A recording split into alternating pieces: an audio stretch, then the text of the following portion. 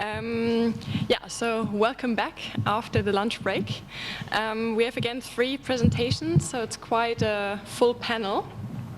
And we'll start off with Magdalena Saryusz-Wolska, who is assistant professor at the Department of Media and Audiovisual Culture at the University of Łódź. She's also a researcher at the German Historical Institute in Warsaw, and her research deals mainly with collective and cultural memory in Poland and Germany, historical films and post-war visual cultures. She's published quite a lot, among them 2 monographs. I'm not going to pronounce the title, it's in Polish. And she's also contributed to German Life and Letters, Participations, Journal of Audience and Reception Studies, and Osteuropa. Thank you very much. I will be talking about a German TV series from 1960, but I'll start with an anecdote. And this is an anecdote by the ancient Greek poet Simonides of Chaos. During a banquet, a catastrophe took place. The roof collapsed and all guests died. The bodies were totally massacred. Simonides survived because he had left the feast earlier. This founding myth of mnemonics, as it was presented by Frances Yates in her book The Art of Memory, stresses the connection between memories and places. Usually, scholars recall it in relation to Pierre Norat's Le lieu de mémoire. To illustrate how Norat developed the notion of lieu de mémoire, which is not located in a particular space anymore and must be treated as a symbol rather than a place, they return to the very first evidence of spatial memory, namely to Simonides. However, places of memory are treated as somehow backward in the context of lieu de mémoire. It is not without reason that Norat's notion is translated into English as realms of memory, not places of memory or sites of memory. The latter expression was popularized by J. Winter. In the case of our conference, I'd like to come back to this literal understanding of places, sites, and spaces. Eventually, each memory needs a location. Karl Schlögl keeps this brief. History takes place, he says. Having this in mind, I shall focus on the West German television miniseries Am grünen Strand der Spree, at the green shore of the Spree River, that was produced and broadcasted in 1960, directed by Fritz Umgelter, and it was produced by the WDR channel in Cologne, but watched all around West Germany. There are at least 3 reasons for analyzing the series within the frame of memory studies. The first reason is that Am grünen Strand der Spree belonged to the first fictional German films produced solely for television. Until the beginning of the 1960s, feature films were broadcasted rarely, which was due to the fact that television stations could not afford their own productions, and big distribution companies refused selling cinema films for television. Watching films at home was thus a new and intriguing experience at this time. It cannot be stressed enough here that television was a relatively new and very popular medium in the late 1950s and early 1960s Federal Republic of Germany. While in 1954, 1.2 million Germans owned their own television set, in 1963 there were 7.2 million of them and around 4 million in 1960. Additionally, many people watched television at their neighbors or in pubs and bars. The second reason for analyzing Am grünen Strand der Spree within the frame of memory studies is that the series reached an extremely large audience. We can only speculate on the exact ratings, as the German Broadcasting Archives possesses no people matter reports from this period. However, the series must have been very successful, since the first episode reached more than 50 reviews during the first day after its screening, and many of them called the series a road sweeper, Straßenfeger. It literally meant that instead of going out, people stayed at home and watched TV.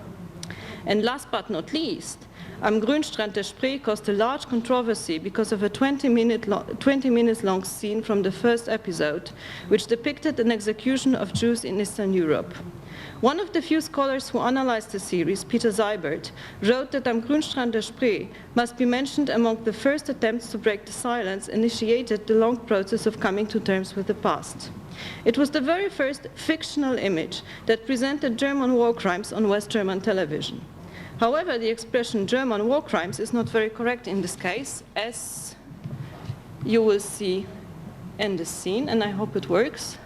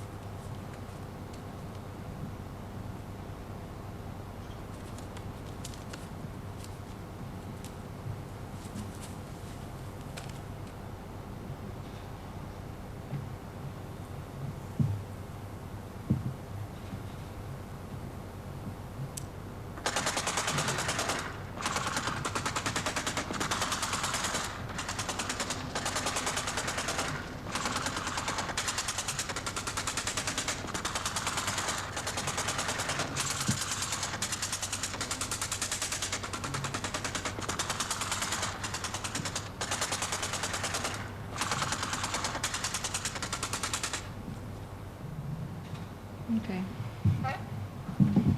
First of all, it is striking how similar to other Holocaust representations the scenes in Am Grünstrand der Spree are. The maniac and perverse SS man is quite an iconic figure. Various incorporations of this motif can be found in many war films. The unloading of the Jews from the transport, images that appear shortly before the fragment I showed to you, resembles scenes from The Last Stage, a Polish feature film from 1948 and directed by Wanda Jakubowska. The same concerns the iconic image of the pile of shoes that we know from films and photographs made in the camps.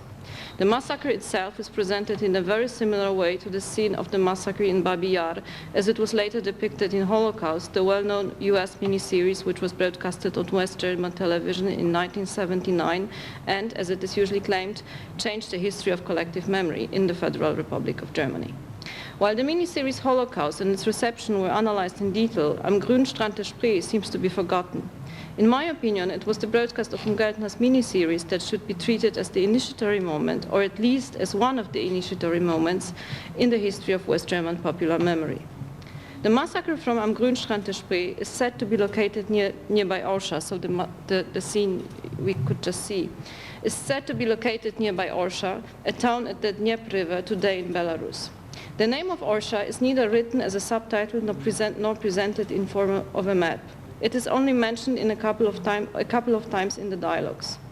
None of the reviewers commented on the location of the massacre, nor questioned the fact that the SS man was only watching and delighting the massacre, while the actual perpetrators were Latvians.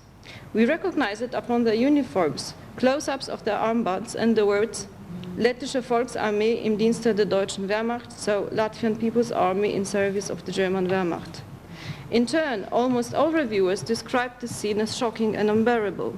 This impression was probably strengthened by the presenter who announced the episode and warned parents from watching the film with their children. Nevertheless, most of the adult Germans of that time had seen far more shocking images before, as the early post-war re-education campaign of the Allies was based on authentic photographs and documentaries from concentration camps. After 1948, images of German crimes reappeared in West German media only sporadically, always in the function of evidence, and as far as I know, never on television. Therefore, Am Grünstrand der Spree was the first West German television film that showed a more or less German war crime in a fictional context of entertainment. Am Grünstrand der Spree was more than only a television film. It was an adaptation of a novel written by Hans Scholz. Published in 1955, the book was so successful that it reached 5 editions and 200,000 prints in the course of 1 year.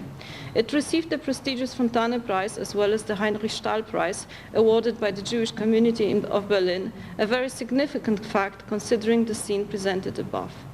Scholz's novel consists of 7 short stories assembled by a framed narrative. In 1956, the public radio station SWR adapted the novel into an audio play. In 1959, Gelter turned 5 of the novel's 7 stories into a television miniseries. The first episode was screened on the 22nd of March 1960, which was a Tuesday. The other 4 in bi-weekly intervals. The production cost came to 1.6 million marks, which was far more than in the case of any other television film in those years, but at the same time far less than a cinema film of this length would have cost. The series was announced as Fernsehroman, literally television novel. This word was introduced for the first time only 1 year before, when in 1959 Gelter adapted another popular novel, So weit die Füße tragen, As long as you can walk. The word series was not in common use yet, whereas the word Fernsehroman was similar to Fortsetzungsroman, serial novels known from the press. The most intriguing episode of Am grünen Strand der Spree is the first one, named Das Tagebuch des Jürgen Wilms, The Diary of Jürgen Wilms. It is the episode that includes the massacre scene. A prisoner of war who had just come back home reports on his friend. By the way, the story was at least partly based on Hans Scholz's own war biography. In 1941, Wilms belongs to a troop occupying the Polish town Maciejowice, the same town where in 1794 a battle between the Poles led by Tadeusz Kościuszko and the Russians took place. Quite surprisingly, there still live Jews in the town. At this time, most of the Jews from Maciejowice must have been in the ghettos. Wilms, the protagonist, feels sorry for them. From the very beginning of the story, he is presented as a good German. While his troop moves eastwards, they meet other Jews near the town of Góra Kalwaria, which was actually a big shtetl before the war. Wilms is attracted by a Jewish girl and, against the orders of his officer, feeds her and her brother. Interestingly enough, most members of his troop support him. Near the town of Brest-Litovsk, they fight against the Red Army. At this point of the episode, we watch a well-done battle scene. While the Soviets are still shooting, the German officers order the local Jews to bring and bury the bodies of the fallen German soldiers. Again, Wilms feels sorry for the Jews. Later, after his troop moves further eastwards, he becomes a witness of the aforementioned execution of many hundreds of Jews. None of the over 50 reviewers questioned the fact that Wilms, a simple Wehrmacht soldier, was sympathetic with the Poles and Jews. Gelter presented him as a good guy who does not kill innocent people and is easy to identify with. And let me now show you another scene.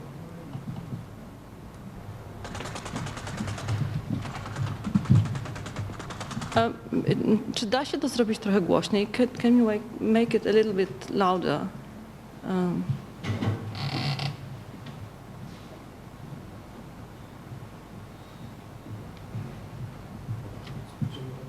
Tu już jest wszystko. Tu już się bardziej nie da.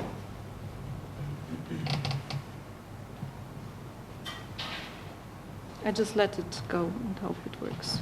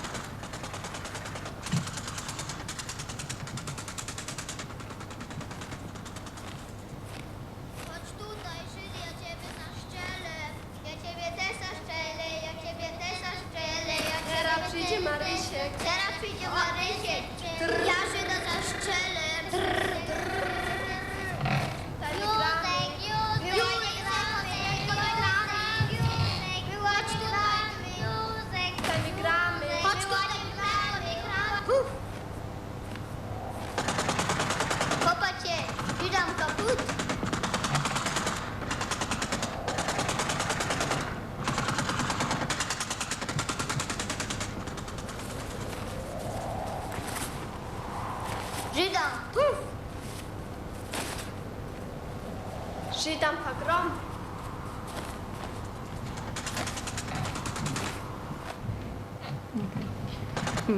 Originally there was no translation, no subtitles, so I just left it as it was. If you remember the German television miniseries Unsere Mütter, unsere Väter, the English title was Our Generation from 2013, you will quickly discover the parallel. Especially in Poland, it was criticized that the only anti-Semites in Unsere Mütter, unsere Väter were the members of the Polish Home Army. Not only were they quite primitive, but also spoke a bad Polish. As you could see, am grünen Strand der Spree was not much different at this point.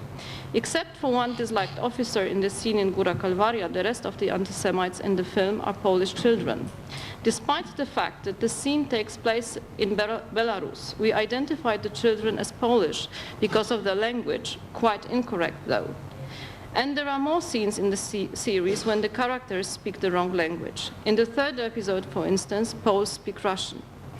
Let us now focus on the victims. Quite obviously, they are Polish Jews, as we could see the girl and her brother from Góra Kalwaria in the last picture of the massacre scene. In terms of historically proven events, it is highly unlikely that a group of Polish Jews was brought hundreds of kilometers eastwards just to be shot there. The distances in Eastern Europe, as they are presented in the film, seem much smaller than they actually are.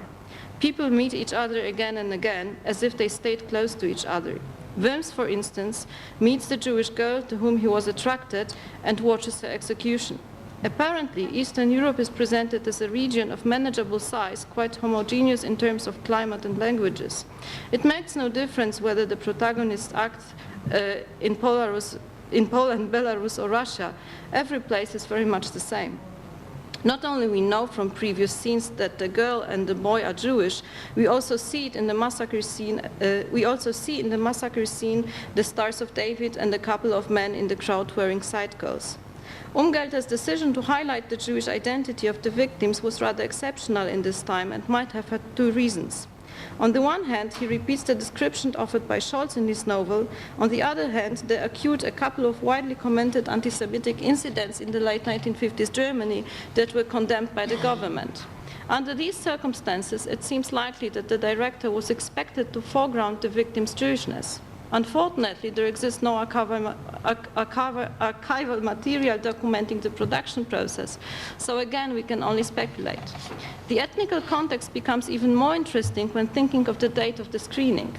The day before, on the 21st of March 1960, the massacre in Sharpeville, South Africa, took place. 69 black protesters were killed. It's more than likely that the news magazine Die Tagesschau informed on that fact 20 minutes before the film started. Again, none of the reviewers made a connection between the real massacre in Sharpeville and the more or less fictional massacre which they could see on television the same day. Film critics and journalists treated the mass murders as local events happening far from their own places. Coming to a conclusion, I shall focus on the problem of the Eastern European location of the first episode of Am grünen Strand der Spree. Why does it deserve attention? Because it helps to answer the question, where do the filmmakers place German war crimes? Where are the shameful memories located? The crimes in the film are committed neither by Germans nor in the Reich territory. The horrible events are located somewhere in Eastern Europe, in an unfriendly space where people speak strange, hardly recognizable Slavonic languages. For these reasons, the viewers may have had the impression of something very distant, located far away from the cozy living rooms where they were watching the film, and hence of no direct concern to them. Furthermore, the more eastwards the protagonist moved, the colder it is. While in occupant Poland, the towns of Maciejowice and Góra Kalwaria, it is still warm and nothing bad happens. All places identified as Russian or Belarusian are covered with snow. It corresponds to the myth of the cold and unfriendly East repeated ever since Napoleon's defeat in Russia.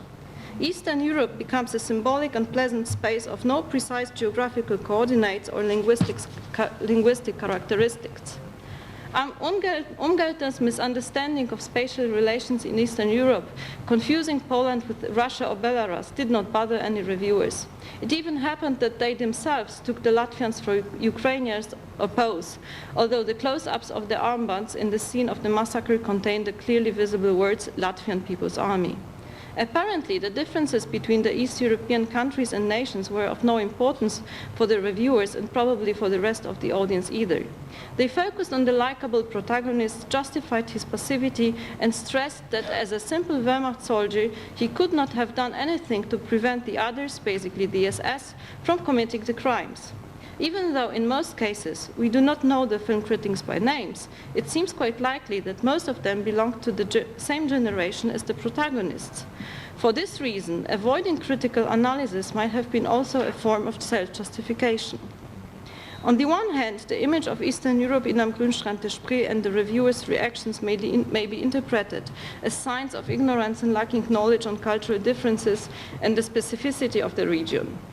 On the other hand, it just proves how West German popular culture treated Eastern Europe in early 1960, namely as a strange and uncivilized region where all kinds of bad things may happen. Recalling the idea of places of memory, we can say that in the case of Am Grünstrand des Spree, shameful memories are located far away from the viewers, and it is the vaguely presented wild space of Eastern Europe where the history of crimes takes place. Thank you very much.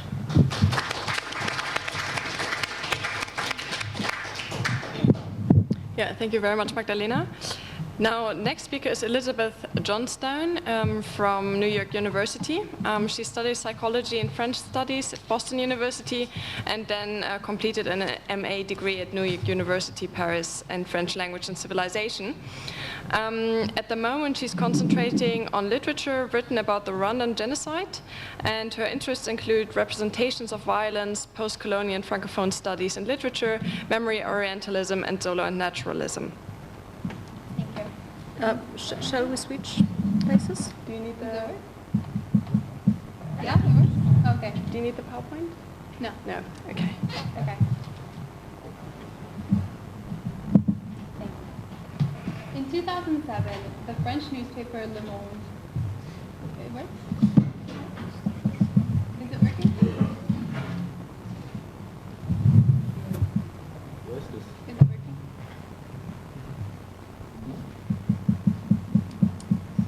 Yes? Yes? Okay. In 2007, the French newspaper Le Monde printed... No? No?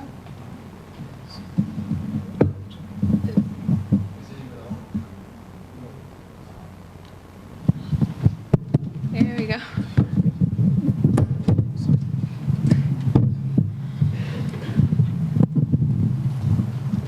Okay, let's try that again. So, in 2007, the French newspaper Le Monde printed Pour une littérature monde en français, which can be translated to For a World Literature in French. This manifesto, which was signed by 44 well-known writers, demanded the end of the persistent division made between French literature and Francophone literature. It denounced this French non-French binary in affirming that in all rigor, the idea of francophonie gives way to the last avatar of colonialism. They aim to liberate language from its exclusive affiliation with the nation, as not to impose any borders other than those of the mind on imagination. So for these 44 writers, this semantic division represents a border, an exoticization, and othering that excludes all writers who are perceived to be from outside of the hexagon, which is the term we use for the continental France. Literature surrounding the Rwandan genocide figures into this question in a unique manner. This is mainly due to the literary initiative Rwanda écrire par devoir de mémoire, which can be loosely translated as Rwanda write out of the duty of memory, or as Rwanda writing as a duty to memory. An annual African literary and film festival called Fest Africa initiated this project in 1998, 4 years after the Rwandan genocide. The organizers noticed that writings on Rwanda following the 1994 genocide were generally limited to journalistic essays by Westerners. In this context, the project Rwanda écrire par devoir de mémoire was in part a reaction to what one of the participants would call a deafening silence on the part of Africans following the Rwandan genocide. West Africa invited 10 established writers from 8 African nations to take part in this initiative. The participants traveled to Rwanda, visited sites of genocide, and interviewed survivors and perpetrators of the genocide. The project aimed to provide these writers with a more intimate understanding of the events of April 1994. The participants were not required to publish anything after the trip. However, 9 out of the 10 participants did succeed in publishing either a novel, a travel narrative, an essay, or a collection of poetry inspired by the trip. It is important to note that although 2 Rwandans participated, many of these African writers had no prior ties to Rwanda. On one hand, in an article titled "Writing the Rwandan Genocide, African Literature and the Duty of Memory," Odile Cazenave notes that this project resists typical compartmentalization of Francophone literature, as the Kenyan Anglophone writer Mego Mwangi joined the 9 Francophones involved in the project. On the other hand, however, one could argue that this project reinforces or establishes an alternative but no less problematic African category in the place of a Francophone one. This project thus poses the following questions. Is there a shared colonial African experience that contributes to an understanding between Africans from opposite sides of the continent? Can we still aim to destabilize the French literature, Francophone literature categories while purporting some distinct shared African identity? Can colonial lines be reclaimed as networks of solidarity? And can projects like this one contribute to a shared African, Francophone, or French-speaking collective memory? In this paper, I do not claim to resolve all of these questions, but I aim to explore their conjuncture as it relates to Murambi, le livre des ossements, by Boubacar Boris Diop, which was published in 2000. So let's begin with an overview of the evolution of Diop's ethical positions towards writing fiction in the context of post-genocide Rwanda. So Boubacar Boris Diop is a Senegalese author, and he experienced the Rwandan genocide from Dakar, so from afar, like most of the world. He decided to include the genocide in a section of his 1997 novel Le Cavalier et son ombre, which was translated last year under the title The Night and His Shadow. This dreamlike novel presents fantastical stories within stories where imagination and hallucination obscure the line between the real and the non-real. Diop's allusion to the Rwandan genocide in Le Cavalier et son ombre is no exception to this description, which evidently raises questions of the ethics of using fiction as a medium to represent real, recent, and tragic events. In the year following the publication of Le Cavalier et son ombre, West Africa invited Diop to participate in the Rwanda Écrire par devoir de mémoire initiative. In the essay L'Afrique au-delà du miroir, which can be translated to Africa Beyond the Mirror, Diop admits his concerns before embarking on the trip. He writes the following: "In sum, I found it hard to accept the idea that my imagination would be restrained by life itself. We all knew in advance that simple respect for victims would prohibit us from taking too much liberty with their accounts. It is incidentally meaningful that as soon as they understood the goal of our stay in Rwanda, some survivors begged us, 'Please do not write novels with what we experienced. Relate what we told you faithfully. The entire world must know exactly what happened here.'"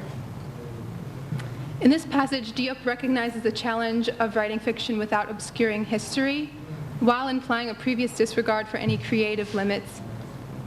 The very acknowledgement of this question prefigures the vast aesthetic difference between Le Cavalier et son ombre and Murambi, which was the novel that he published after his trip to Rwanda. This difference would largely be a shift away from the fantastic and towards the tangible. Even so, it is telling that in this passage that I just cited, immediately after Diop asserts the need for creative restraint in retelling victim stories, he presumably invents a quote that he attributes to those victims. Although some criticize Murambi for being too factual, Diop believed the stylistic change to be crucial. He explains the way in which his trip with Rwanda écrit par devoir de mémoire formed his beliefs on the role of genocide literature. He writes the following: "Going to Rwanda brought reality much closer. It personally made me feel less formulaic emotions than those of the narrator in Le Cavalier et son ombre. True suffering had been for others. The author, very distant from their pain, simply eager to sound authentic at the price of 1001 stylistic acrobatics, definitively only knew ridiculous aesthetic torments. I tried with great pride to cunningly maneuver real events and to hold down ephemeral and moving forms with words. It was a pure literary experience. I thus believe myself to be well placed to talk about what separates a novel on genocide written from afar in the comfort of daily routine from a novel written in the smell of death. In the first case, the temptation to abuse stunning images is very strong. Before going to Rwanda, I did not feel bound to any respect for facts. It was difficult for me to understand those for whom writing came down to saying, 'Here is the truth.' Searching to provoke doubt appeared much more exciting to me." And just as a side note, these are my own translations. So evidently, Diop's experience in Rwanda radically changed his approach to writing. He affirms that while conceiving Le Cavalier et son ombre, he lacked an understanding of the delicacy of fictionalizing genocide. However, his participation in Rwanda écrit par devoir de mémoire caused him to reevaluate the ethics of fictional representation and to self-impose limits on his own creativity. So let's now examine Diop's decisive tonal change in Murambi by focusing on the first few pages of his novel. The first-person narrative of a character named Michel Serumundo opens this novel. Michel is a common shop owner traveling home from work when a soldier stops him.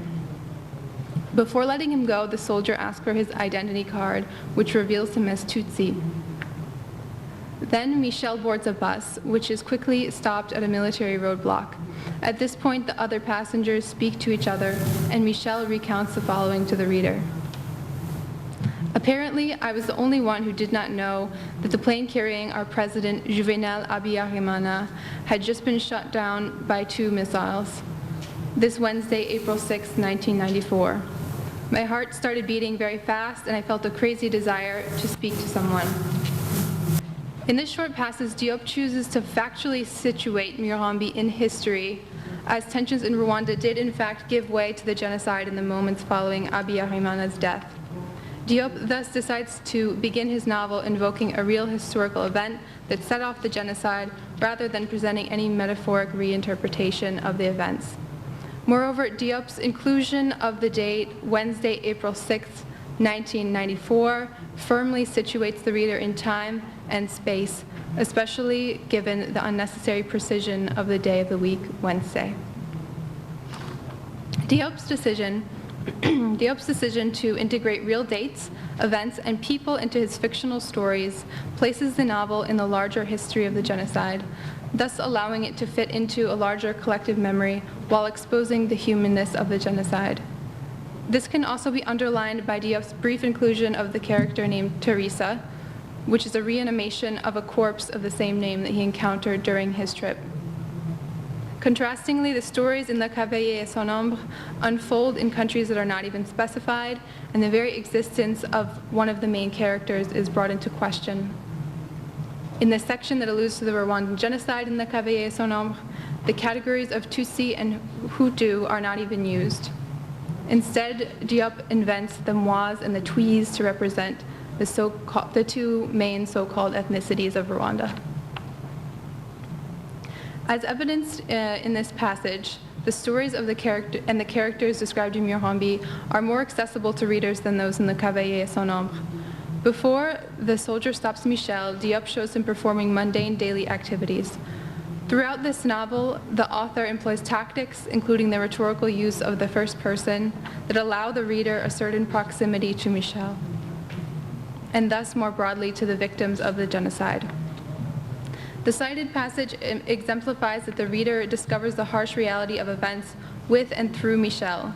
This creates a shared sense of fear and confusion, allowing the reader to invest him or herself in the character. However, after a short 10-page opening chapter, Sigismundo's voice totally disappears from the text and never returns. From that point on, the novel does not present even the slightest allusion to Michel, and we never discover what happened to him. As such, Diop begins his novel with a foreboding silence. Diop's aesthetic shift from Le Cavalier sans Ombre to Murambi raises questions regarding the right to write fiction about tragedy. Can we write fiction about a genocide we did not experience without obscuring history? Or can anyone write fiction on genocide without obscuring history? Does a participation in a project like Rwanda Écrire par devoir de mémoire give us this ability? Can a tragedy like the Rwanda genocide be experienced in space but not in time? In other words, in Rwanda but after the genocide has ended? Diop's participation in this project radically changed his approach to writing genocide. This is apparent in L'Afrique au-delà du miroir, when he notes that he gained more respect for facts and recognizes the ethical risk of fictionalizing genocide. However, Diop's ethical position in Murambi still contrasts with that of someone like the filmmaker Claude Lanzmann, who even resists the word fiction. In the film Shoah, Lanzmann preferences survivors' and perpetrators' witness accounts over any recourse to documents from the Holocaust itself. In an article titled Comment représenter la Shoah, which means how can we represent the Holocaust, N. Bayard affirms that such a stylistic approach resists an aestheticization of facts and thus avoids obscuring the Holocaust in general. She argues that Lanzmann gives way to true emotions by avoiding stylistic lies, and notes that according to Lanzmann, no fiction should, quote, block access to facts.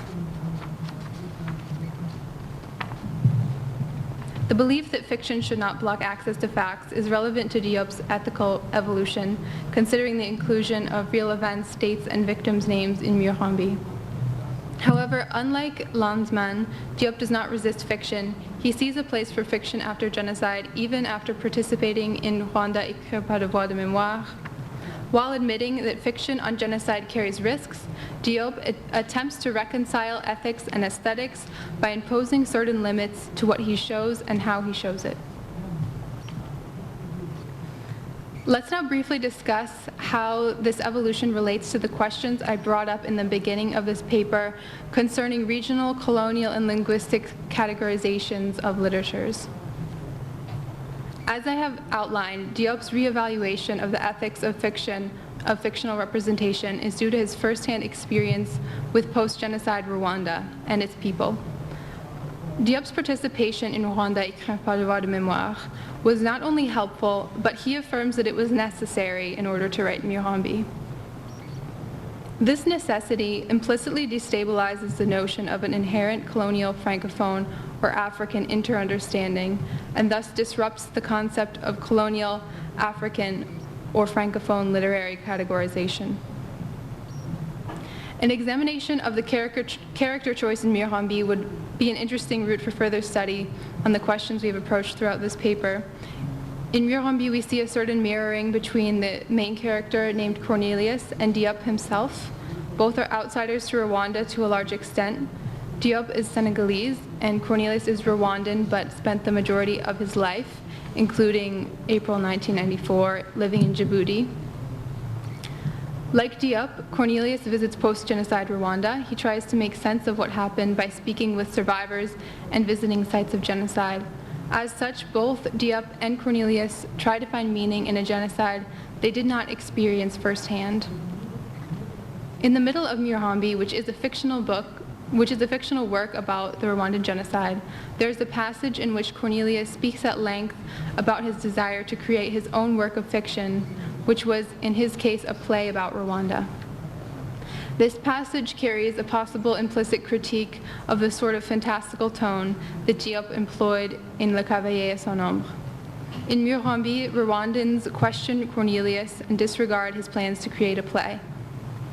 Diop thus positions Cornelius as an outsider to Rwanda, along with a character named Zakia from Djibouti who is also grossly misinformed about the genocide. Whether or not it is intended, this demonstrates diversity within the African continent and thereby resists any general African categorization. While Murambi claims no African or Francophone particularity, its existence has perhaps contributed to such a regional collective memory. The novel is unique in that it has been widely read and well received by Rwandans. Murambi is widely taught in Francophone literature programs and classes throughout North America and in France. Murambi's global reception indicates that although there is arguably no basis at present for an African or Francophone literary category, that projects such as Rwanda Écrire par devoir de mémoire can open up the possibility of such a shared regional memory.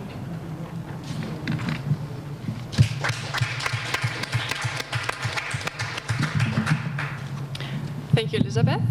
So the next speaker is Irena Šentevska. She holds a PhD from the Department of Arts and Media Theory in Belgrade.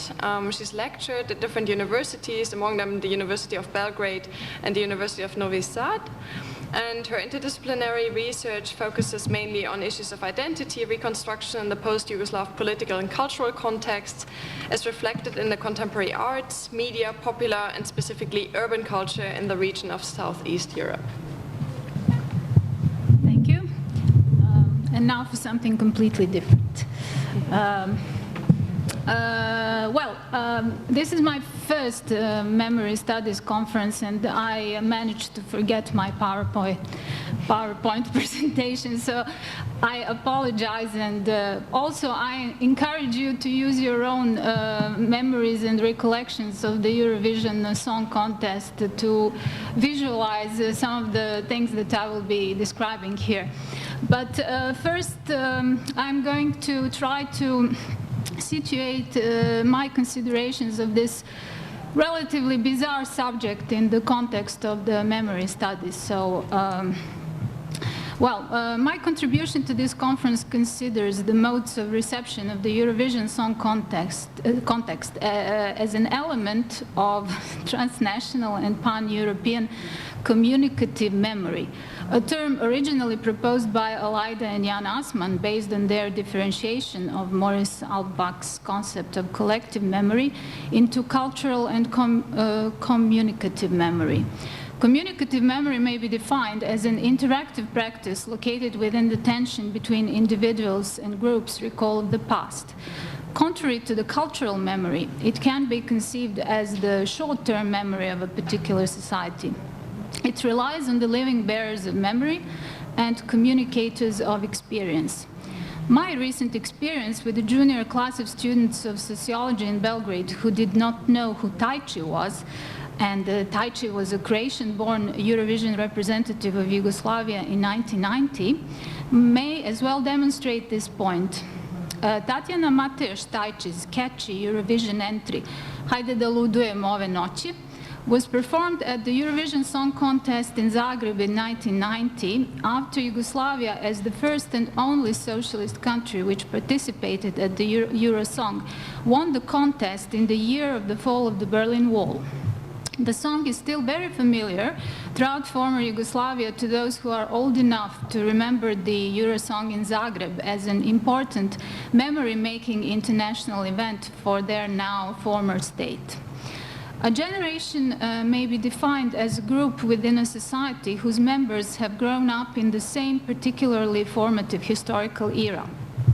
Such a generational identity often exists throughout its members' lives if they experience times of radical upheaval. As a result, they share a specific habitus. The fact that in a class of students born after 1990, none showed any knowledge of this performer or attachment to this song demonstrates the interesting dynamics of communicative memory at play in this particular instance. According to Jan Assmann, the temporal horizon of communicative memory shifts in relation to the given present time. Contents of this memory can only be fixed through cultural formation in its proximity with the everyday life. This implies a willful agreement of the members of a group as to what they consider their own past to be, what meaning they ascribe to this past in interplay with the identity-specific grand narratives of the group. Communicative memory devaluates certain aspects while placing more value on others.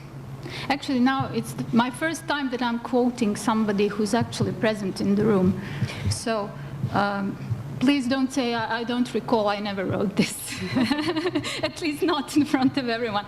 Jeffrey Olick draws our attention to the two different concepts of culture involved in cultural memory studies. One that sees culture as a subjective category of meaning contained in people's minds, versus one that sees culture as patterns of publicly available symbols objectified in society.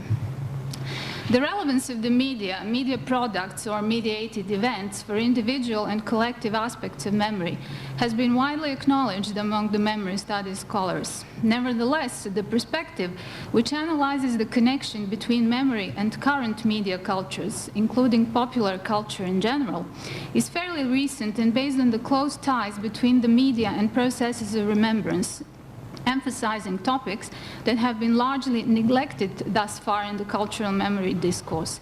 This is still young and amorphous field of research that can be counted as part of a media cultural studies approach to memory studies. At present, it can neither be described by an established label, nor it is based on a homogeneous canon of basic texts, concepts, or models. Media are often described as agents and mechanisms. They may be charged with the responsibility for historical amnesia. On the other hand, with regard to the contemporary experience of time, and especially with reference to television, the present would like to be regarded as being historical while it occurs. Media thus appear as platforms on which events are experienced as historical ones.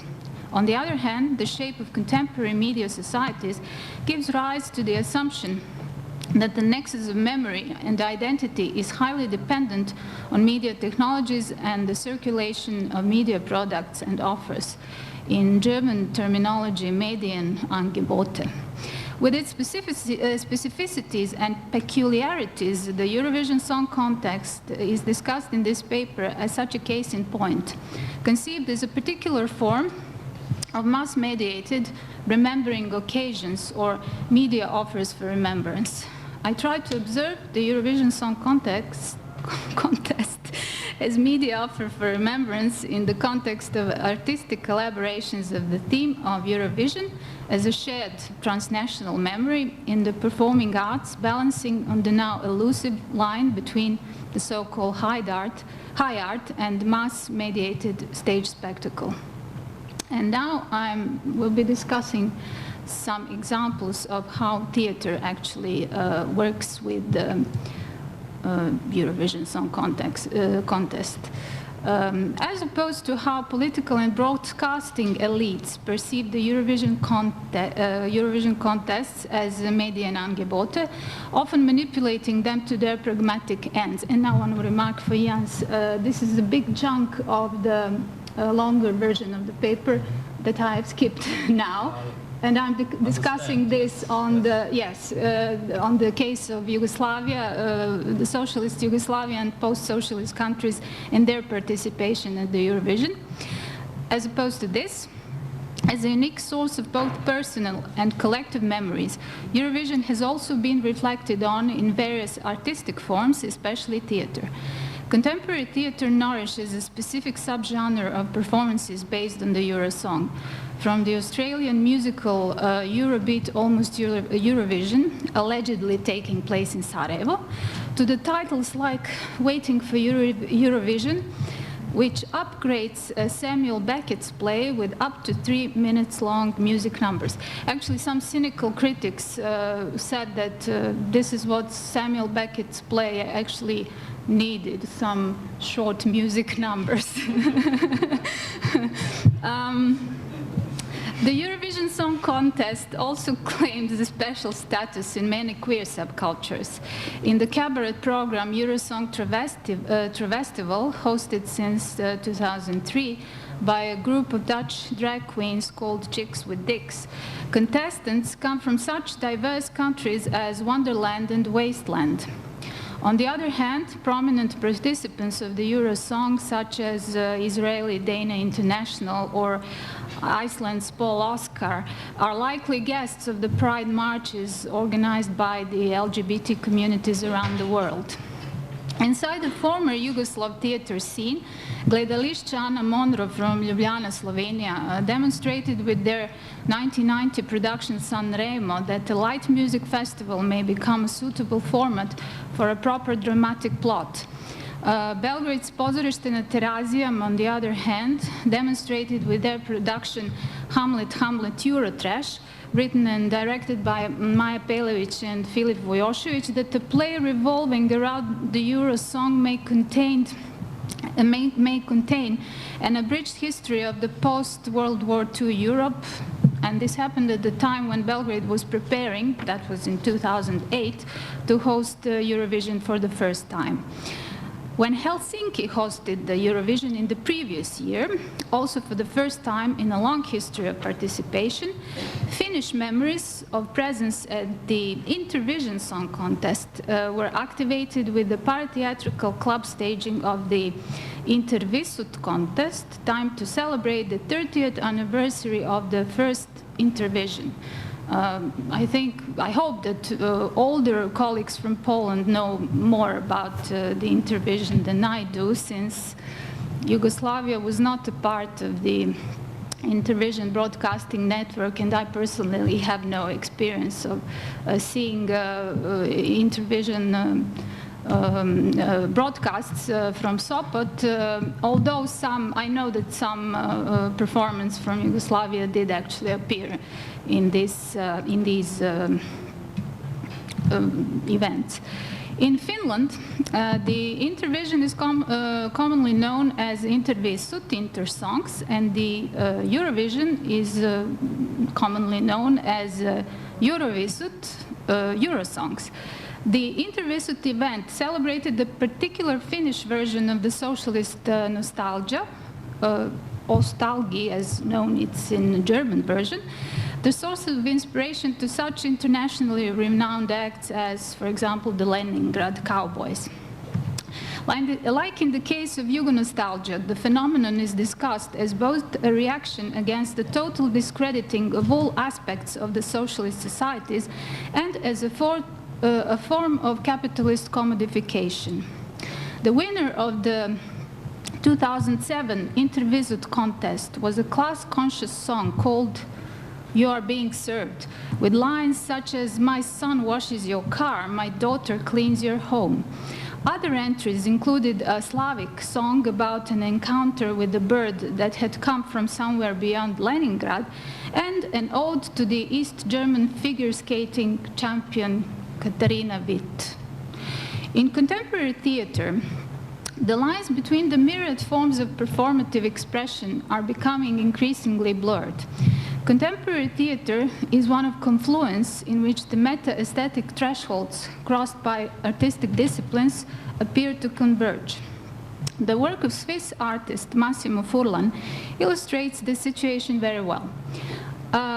Furlan was born in Lausanne in 1965 as a child of Italian immigrants. His general artistic interests focus on the relations between memory and oblivion.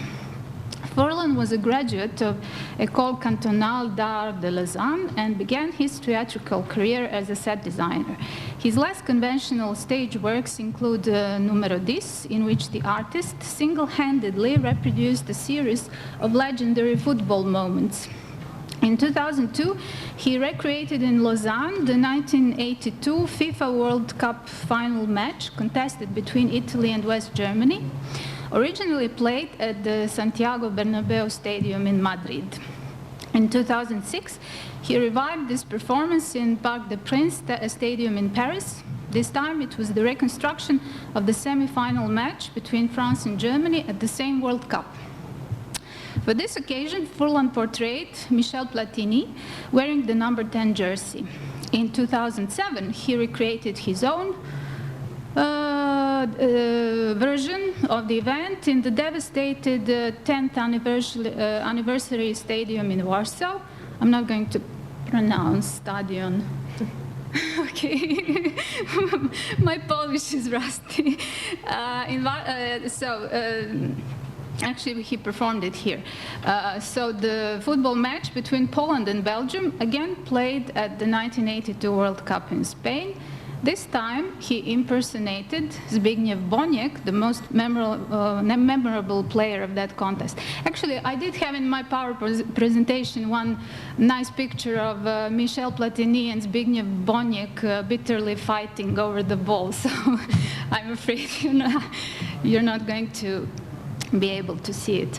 On the other hand, as a unique trigger of collective memory of the TV audiences and a common media legacy for many generations of West Europeans, plus Yugoslavia, Eurovision prompted Furlan to stage an imaginary reconstruction of the 1973 contest, which premiered at the Avignon Theatre Festival in 2010. This humorous, nostalgia-tinged production, based on his personal recollections and reflections, catapulted the genre-defying artist onto the European stage. At the Eurovision contest held at the Grand Théâtre de Luxembourg, where Israel competed for the first time, which is another interesting thing about this event, Yugoslavia was represented by its all-time national star Zdravko Čolić and Switzerland by Furlan's personal favorite Patrick Joubert. In the production 1973, Furlan performed the songs originally sung by Patrick Joubert, Massimo Ranieri from Italy, Cliff Richard, of course, from United Kingdom, Marion Rung from Finland, who actually won the Sopot Intervision contest in 1980. Thank you. Fernando Tordo from Portugal, the Bass Group, Mocedades, Anne-Marie David from Luxembourg, the French singer who won the contest with her Eurovision classic Tu te reconnaîtras, and of course Nicole and Hugo, the memorable Flemish duet, famous for their dance routine and violet jumpsuits. Other members of Furlan's cast performed the entries of Israel, France, Monaco, Ireland, Netherlands, Norway, Sweden, Germany, and Yugoslavia. The second part of this reenactment took the form of an impromptu debate with the anthropologist Marc Auger, who was actually a part of the cast, a philosopher, Serge Magel, and a sociologist, Bastien Gallet, recomposing the literal framework of the event. On stage, Massimo Furlan redid everything. He performed the songs, put on the contestants' costumes of the period, and recreated their hairdos. He even repeated the comments and gestures of the presenter Helga Gutton, who was magnificently dressed in an azure blue gown, which also you will have to somehow visualize yourself, because I had very nice lights, which I won't be able to show. 37 years after 1973, Furlan reconstructed the song contest that became a collective myth, but remained for him a personal event. In this production, the life of the Swiss-Italian child who has grown up watching Eurovision blend with the history of music, television, clothing, technology, entertainment, and personal histories of a solid number of its spectators from all corners of Europe. And now I have some concluding remarks which basically summarize what I have already said, so I would prefer to leave more time for the discussion. Thank you.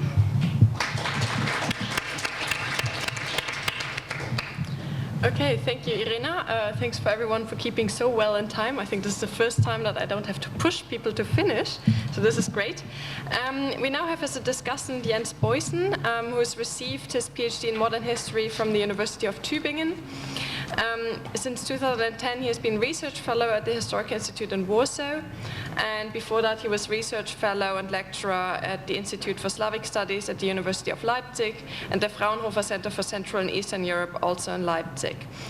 His research interests include, and this is a long list now, history of civil-military relations, right and left-wing concepts of nationalism and etatism, history of Prussia, Imperial Germany and the Weimar Republic, the First World War, the Cold War era, German-Polish relations, cultural history of international relations, and national remembrance. Yes, thank very much. I can make use of all of these topics for my comment now.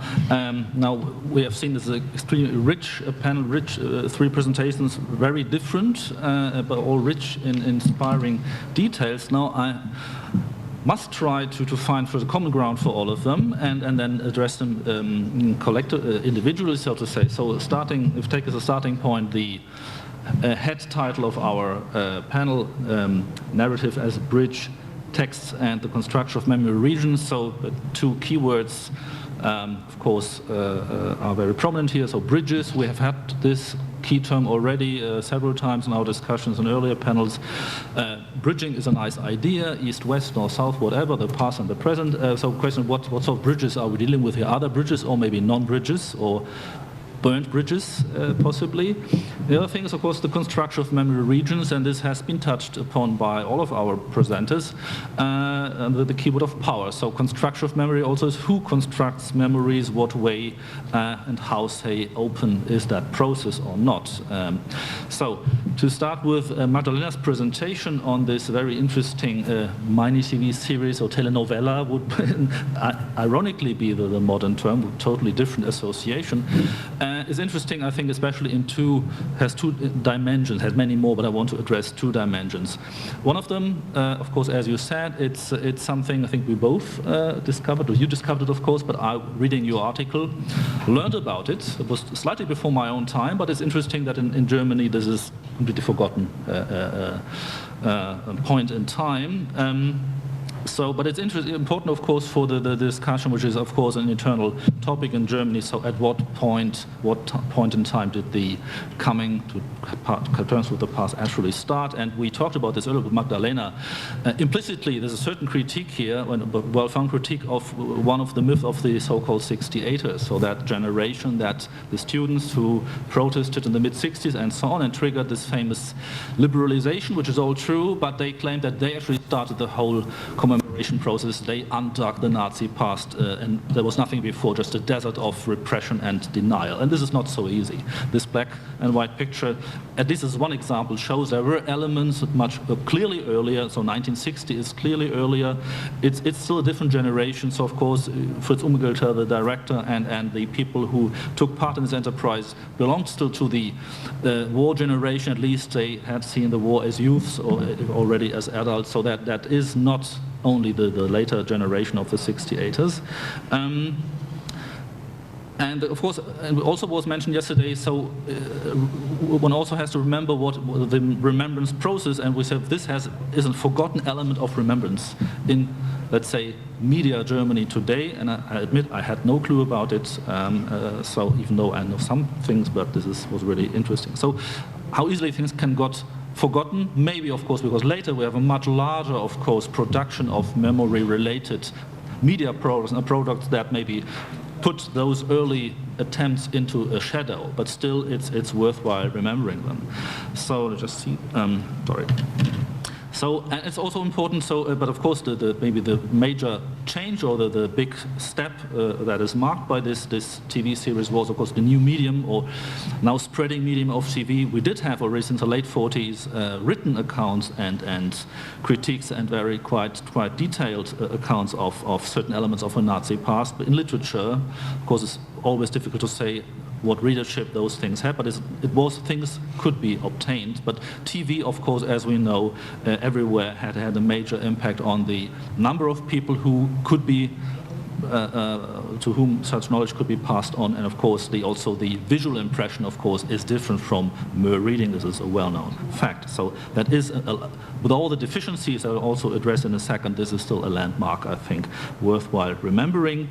And if later, and this of course is a question, so when I just said we had a certain memory work in the late 40s, early 50s, it might be it's being discussed that from the moment of stabilization of the economic situation in the mid-50s, so-called Adenauer era, that is called the restoration. I don't like this term, I would call it the bourgeois stabilization, that certain things were less dealt with, and that then important is they came back earlier than we usually assume, so well before 1968.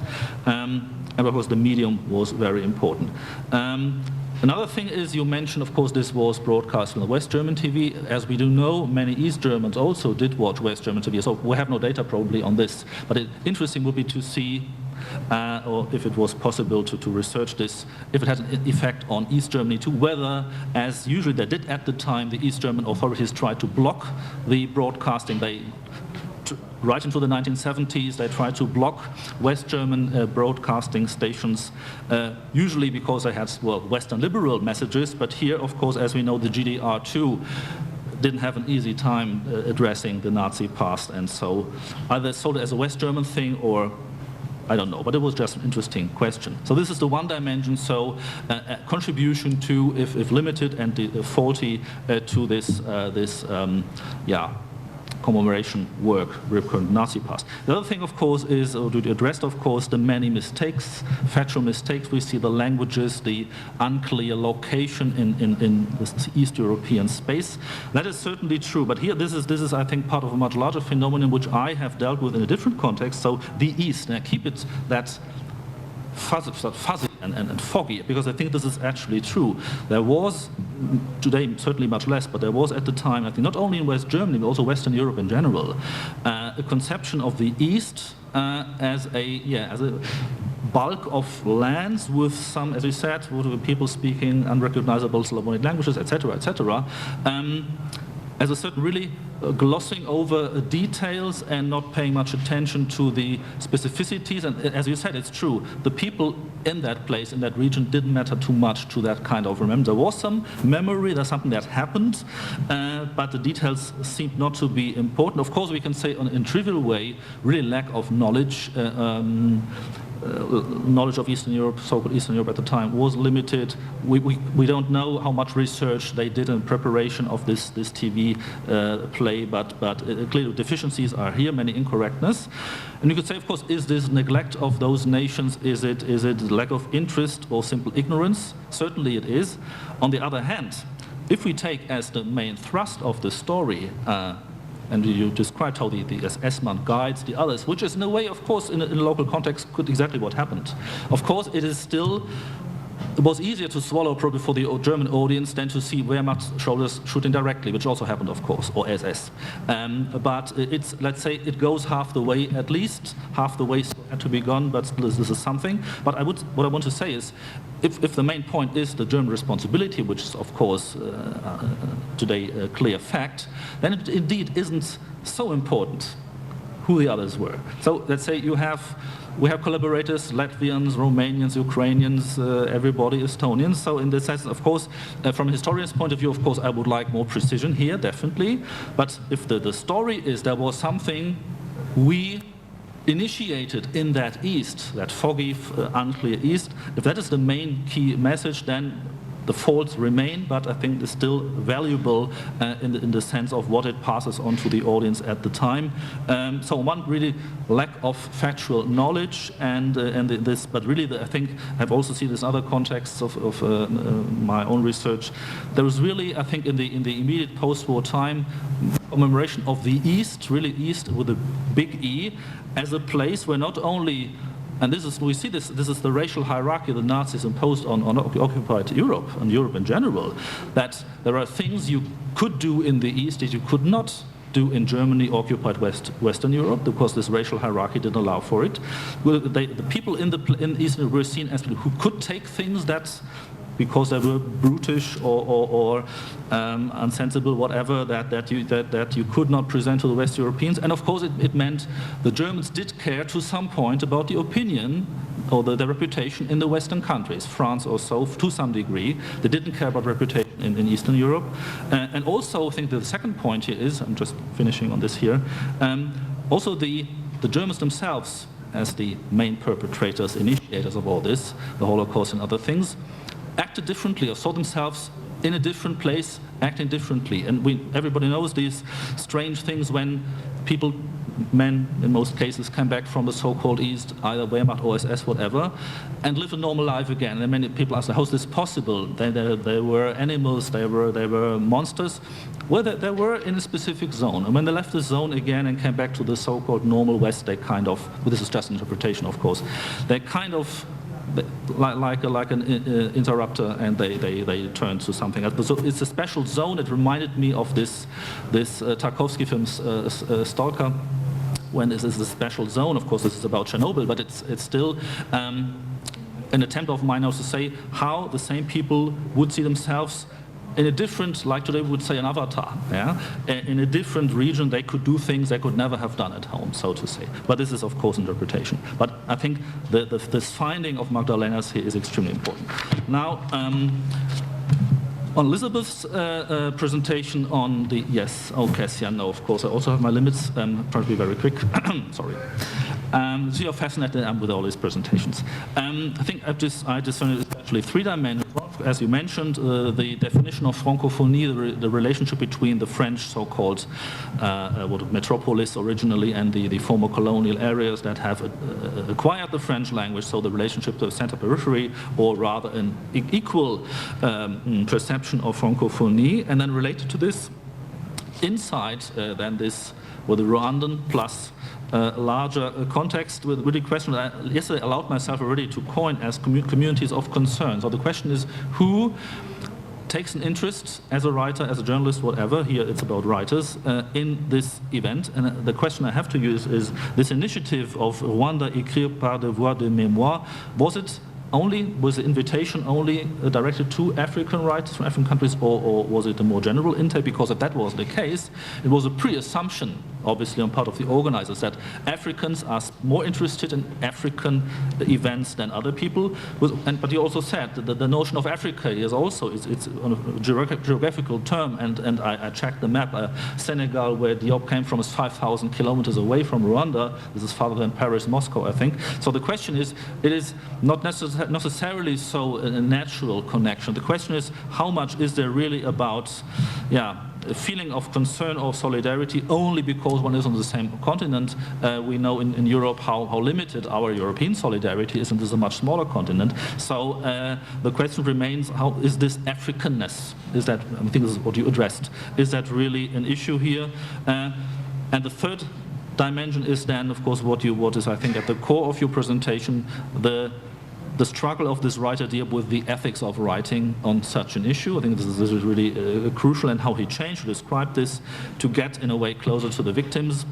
So my question, he would, and if self-critique, he implies some sort of self-critique regarding his earlier way of writing. So my question here would be, can you tell, has this writer generally changed his style of writing, or is it just that he had a different topic and so he chose a different style? It has a general effect on him?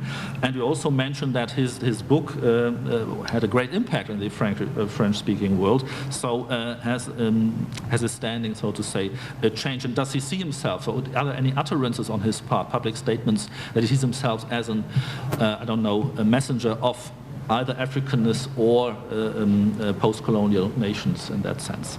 Okay, I will limit myself here. I have a few more points, but I have to get to the end, and also must not neglect, of course, our third presenter, Irena Šentevska. You left out a lot of details because your paper is extremely rich, and especially rich in theory, and I cannot possibly address all these issues here. Just want to point out a few of them. As a starting point for Yugoslavia, as we said, a no longer existing container, as we call that, but that can be remembered.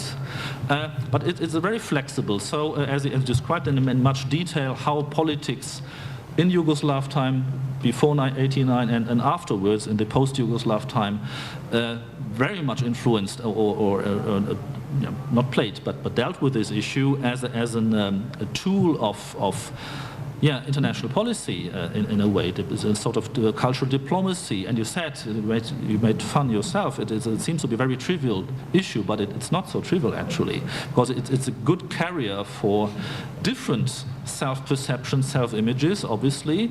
And you described how this could change between the Yugoslav level, the single republics, then post-Yugoslav, and Yugo nostalgia, as you said. So it's a very flexible, or the container can change, so it's very much left to construction of memory. But you also you emphasize this, the role of power. So who sets the framework? So it was during a long time, it was the political leadership, obviously.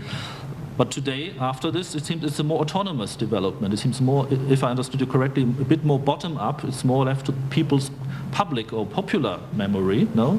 Okay, maybe Exactly the opposite. I got this wrong. Okay, then you can still expand a little bit on this. But this is, nevertheless, this multi-level applicability of the memory is really striking here. And of course, many details are very fascinating to read. I cannot address. Another thing, of course, that is to me as a Cold War historian, of course, very interesting. The close interconnection, at least during some time, between the Western and the Eastern contest and of cooperation, and even you mentioned they were sending words of greetings in different languages to the other side, so to say. We're in the middle of the Cold War, so it's a bit contradictory function of those contests. On one hand, they underlined the separateness of the two blocs, and on another level, they try to link up, so to say, so, or at least occasionally. According to the détente politics, I would say, at some point. Obviously, but still, it means there was so Europeanness. You say for Yugoslavia, the participation is an element to underline the Europeanness. Maybe that was also in a way the case for both sides. And there was one thing I wanted to, last thing, of course, now I forgot it. Yes, and of course the role of the neutrals. So you said the Yugoslavs to some degree participated in this Eastern Sopot contest, especially the Scandinavian countries, Finland, Sweden, I suppose, Finland. too? Finland especially, yeah. Yes, Finland. So the classical neutral. So you see how politicized this was. And can you tell, did they see themselves as sort of link? Was there any, was it just a participation? Was there any theory on this? There were any statements that this is a peace project or something of that kind? So I will leave it here because I'm used up my time, sorry, but you see how I was carried away by these presentations. Thank you very much. Thank you, Jens. I think you did use all your research interests to address the different questions. Part of it. Okay, you have been very patient, so I think what I will do, instead of giving the floor back to the participants, I'd like to open the floor first and give you the chance to ask the first questions, and then we will ask the authors to answer. Yes, I see the first.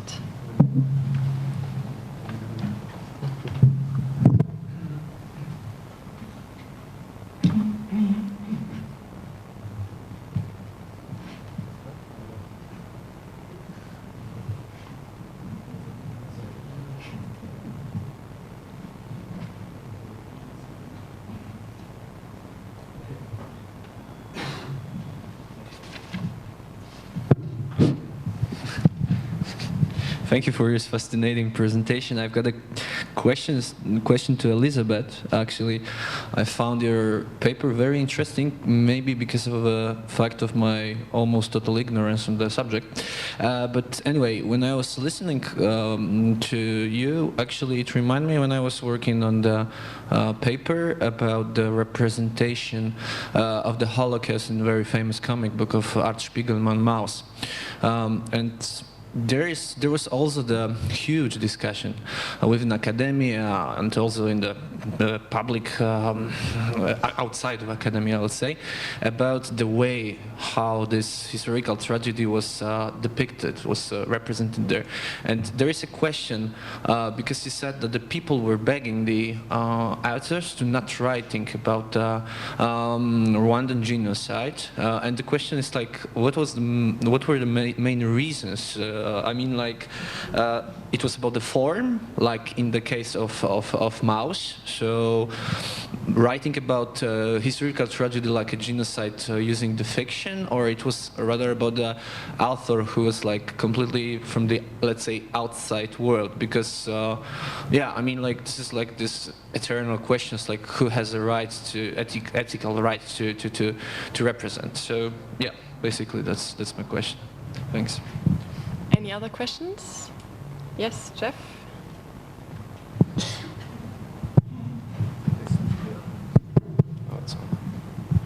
Thanks. First of all, let me apologize. I'm feeling very jet-lagged, and so I was listening with my eyes closed sometimes, but I was doing my best. This morning, my question is directed to Magdalena. This morning we heard a very interesting paper by Ji-Hyun Lim, where he was warning us against overemphasizing the specialness of the Polish case and making too many differentiations among general phenomena. And then we heard your paper where you were in some sense, seemingly arguing exactly the opposite. And my problem, here's my problem, is that I liked and found both of them very convincing. And so I'm trying to figure out if my own Hobvoxian memory, in which everything is whittled down to a small imago, is overemphasizing the differences or the contradictions, or how I should put those two papers together. I realize it's not fair to ask you to comment on his paper, but am I misunderstanding that these papers were going in the opposite directions, or is there a way to put them together? Okay, one last one over there. Thank you. I also have a question to Magda. And first, I very liked your interpretation of the memory of the Holocaust with this use of this spatial mnemonics. I found it very interesting. And now the question is, you compared at one point the unsere Mutter, unsere Väter. There is, of course, a huge temporal difference. So could you maybe develop it? Of course, there were developments in the cinematographic discourse of the Holocaust in Germany, whether it regarded also the portrayal of the East, of Poles, etc.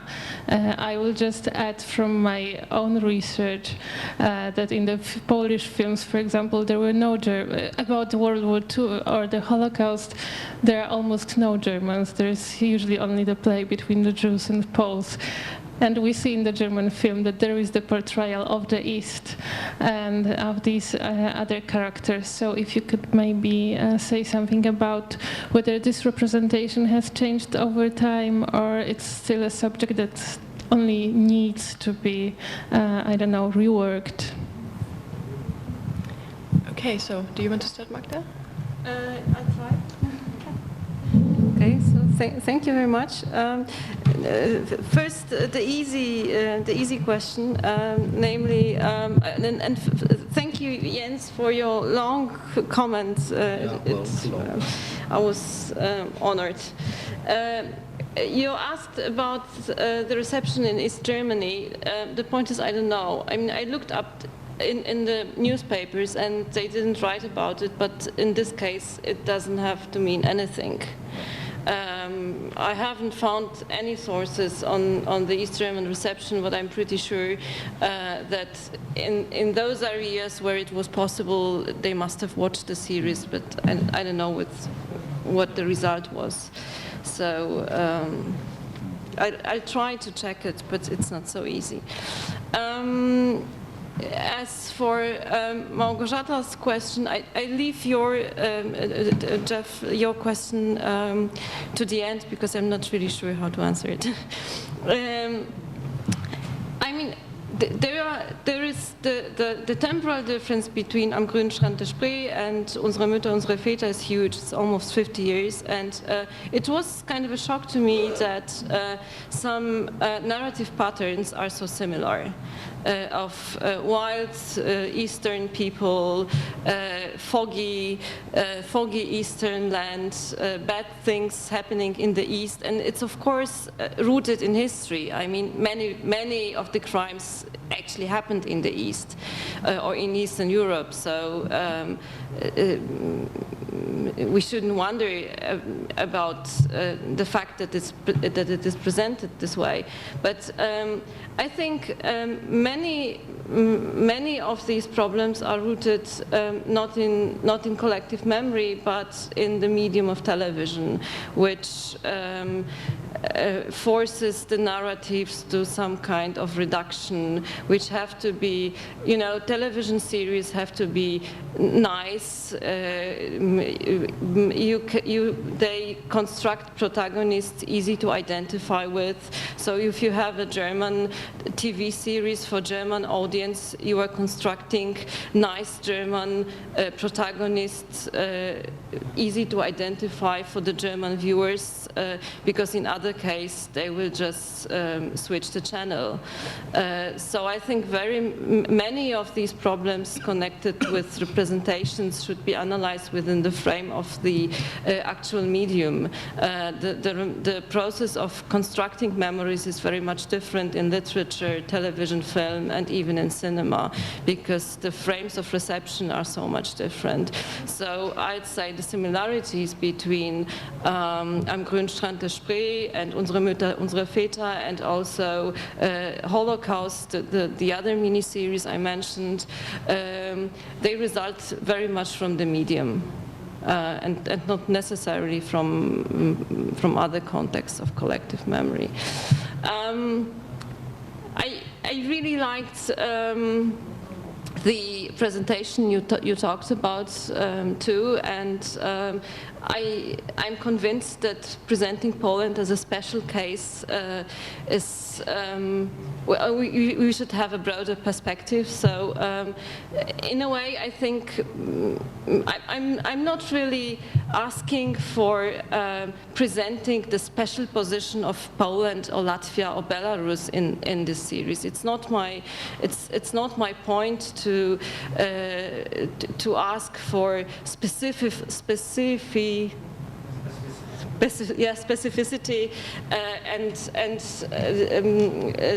and I'm not asking for historical truth on television. It's not my point. I just wanted to present how this general imagination of Eastern Europe is being constructed from a West German perspective, and of course there's another layer which I skipped, and we have to remember we were in the 1960s, so it's the very hot moment of the Cold War. So this is also a context of constructing an image of Eastern Europe from a West German perspective in 1960. So there are many layers we should think about, and yeah, I hope I could answer somehow. Can I have one nasty remark? Yeah. You should see how the Germans were represented in the Yugoslav war films of the socialist period. I researched that. I was stupid not to make this that presentation here. Sorry. And also there was an evolution, of course, through different decades. Of course, the bad guys were represented in a different way, and of course with more psychological subtlety, etc. But as far as I remember, the first cases of good Germans in war films appeared maybe in the late 70s. Before that, of course, you just see a gallery of hundreds and thousands bad Germans. Well, in Poland, we haven't had a good German in Polish film until now, so. That's even worse. Well, some Kashub maybe. Okay, Elizabeth. So I'll start with the questions that you asked. So you asked, was it invitation only, which is a very important question. I think I mentioned quickly that yes, it was invitation only, and it was invitation only on the basis of being African, right? But as being an established writer in Africa, and you can see that this seems problematic because, as you said, what does someone thousands of miles away from Rwanda who's living in Senegal really have to do, or what do they understand more about the Rwandan genocide more than someone living in France or someone living anywhere else in the world? I think you have to also at the same time see that this project was a reaction to something else. So the organization that created the project, or that initiated the project, Fest Africa, what came out specifically out of École Supérieure de Journalisme de Lille, I think. It's a journalism school in Lille. And it was created specifically because some African professors felt a marginalization of African literary work, of plays, of visual art, of literature, films. So it was because of this lack of recognition that they decided to create this organization that promoted literary and also films, African films. So I think you have to take that into consideration. We also talked about, you mentioned power and who constructs memory. Yeah, as a general thing in the beginning, you mentioned that. And I think that you have to note also that this was directly a decision to put the construction of this memory in the hands of Africans who had been felt to have been marginalized in the construction of their own memory, I guess, in a sense. Okay. You also mentioned, you asked, has Diop generally changed his style of writing? Yes, he has generally changed his style of writing. His participation in Rwanda Écrire par devoir de mémoire was a turning point in his writing. He wrote Mirambi, and then a few years later he wrote a novel called Dumigolo, which was one of the first novels completely written in Wolof, which is the Senegalese native language of Senegal. And he describes this as a political act. He felt when he went to Rwanda that the rest of the world had kind of turned their backs on Africa, and he wanted to bring back this sort of celebration of African languages and culture. So he decided to write Dumigolo, which he had wanted to write in Wolof for a very long time, and then that going to Rwanda is what really pushed him to decide to write this book, which was later translated into French. Also, interestingly related to that, there's another author who participated in this project called Véronique Tadjo, who's from Côte d'Ivoire, which is also in West Africa, so very far from Rwanda. She similarly, she still writes in French, but she decided to start incorporating more African myths into her writing. She wrote a novel called Reine Puku, which means Queen Puku, which is kind of a reinterpretation in a novel form of a West African myth, which she grew up with. So this was again a decision to kind of bring things back to Africa and celebrate the culture or the pre-colonial culture of Africa. This could also be contrasted with a writer named Scholastique Mukasanga, who is actually a Rwandan writer, and she's one of the most well-known Rwandan writers to write about the Rwandan genocide. She only writes in French, although she speaks Kinyarwanda, which is the native language of Rwanda, as a native language. She also speaks French. She has said that she sometimes writes portions of her novels first in Kinyarwanda and then translates it to French, which is very interesting. And when people have asked her, why don't you publish anything in Kinyarwanda, and she just simply says, it's a problem of accessibility. French, there are 200 million people who speak French. There are only a few million, at least, who speak Kinyarwanda. It's just a question of getting my novel out. So there's this question balancing practicality versus trying to celebrate African languages and traditional African cultures. Let's go to, okay, so you asked me, you talked about mouse, and so you talked about the quote about why the people of Rwanda didn't want the authors to write fictions about them. So I think this is kind of a hard question to answer because there's no real way to know why. This was just a quote that Diop invented and attributed to things that people had said to him. In the quote, it seems as though the issue is obscuring history, or rewriting history, and that the victims and survivors of the genocide were very wary of that, especially in the midst of some revisionist theories that have circulated. I think there's another side to that, which is the Rwandan government's actual rejection of the project at first. So it took the Rwanda Écrire par devoir de mémoire project 3 years to actually be able to go to Rwanda, because Rwanda is, well, the Rwandan government is very skeptical of any type of Francophone organization.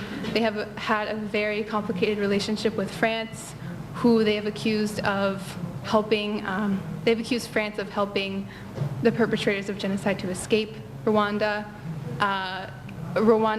France has been accused of selling the genocidal groups weapons.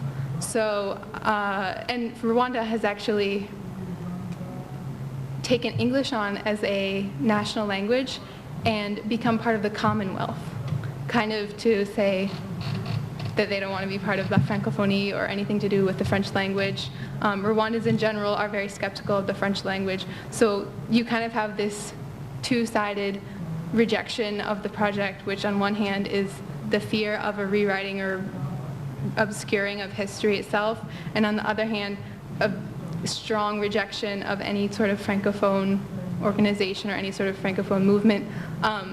The Fest Africa project, or the Rwanda Écrire par devoir de mémoire, they were all Africans, but 9 of them were Francophone. The project was funded by organizations in France, and the project itself or Fest Africa itself came out of France. So that's kind of where you have the problems, but they were finally able to go in and be successful, so. I think I only had a question from Jens, which I'm happy to answer, and it concerned some kind of a particular exceptional in between the blocks during the Cold War position of Finland. Basically, 2 countries that had this kind of odd between the blocks position during the Cold War. That was, of course, Yugoslavia and Finland. So. Yugoslavia, as I said, was the only socialist and Slavic country that participated at the Eurovision since 1962, which is fairly early.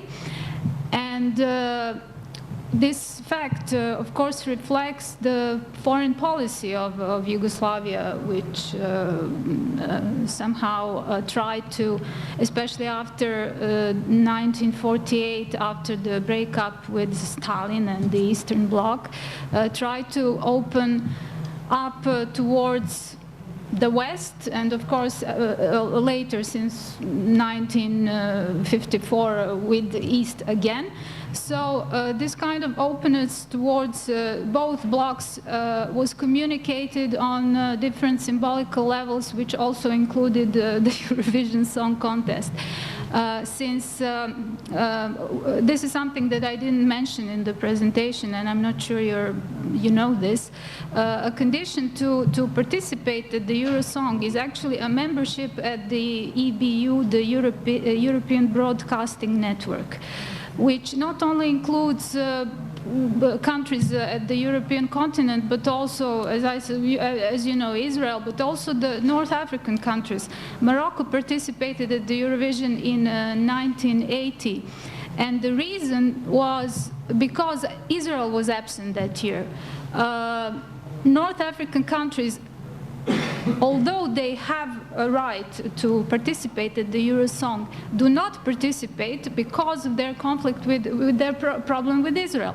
For example, in 2004, Lebanon applied to participate at the Eurosong and was denied because some kind of regulation postulates that if Lebanon participates at the Eurosong, the Israeli entry will not be broadcast. It will be deleted from the broadcast, which is of course not allowed by the EBU, so Lebanon was not allowed to participate, although they were willing to do that.